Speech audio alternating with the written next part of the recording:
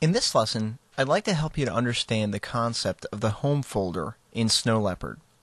The home folder is basically an area where you can store all of your files related to you as the specific user on the computer.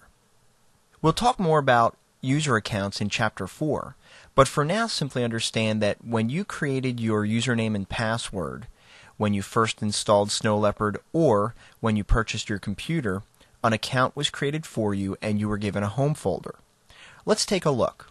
If we go to the File menu and we choose New Finder Window, you're going to notice that in the sidebar there's an item that has a house icon to the left of it.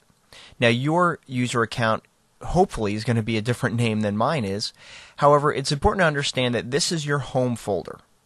And so if you click on that item, in my case it's being displayed by default, it's going to list all of the folders that are contained within your home folder.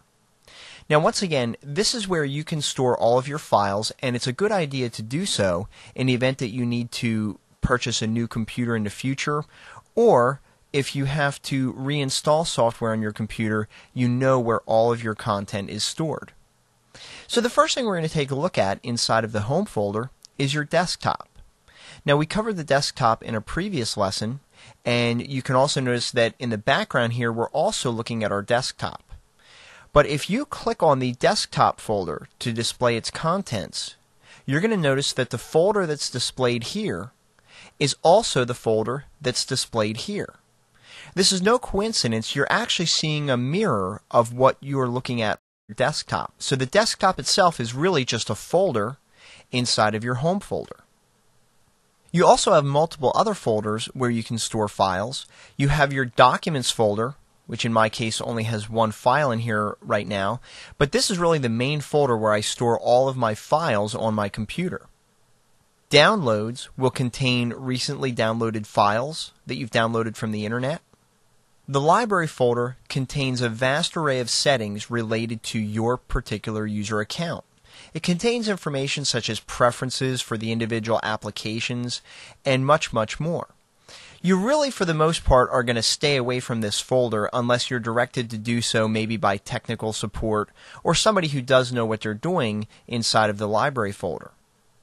The Movies folder allows you to store movies that you have downloaded or edited if you purchase the iLife suite of programs, or any other movies that you might want to store. It's just a great categorized area where you can put your movies. Music allows you to put your music in here, and if you're using the iTunes application to organize your music, this is where your iTunes folder will be located.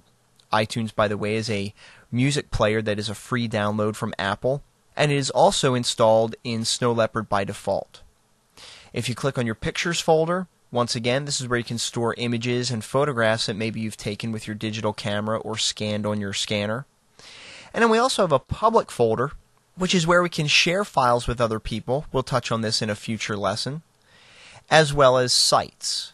Now, we're not going to be covering this folder in this particular series of videos. However, it's important to understand that every computer, every version of Snow Leopard has a built-in web server. So it is actually possible to share web pages directly from your computer. So now that you have a good idea of how you would use the home folder, let's move on and learn more about Snow Leopard and what you can do with the software.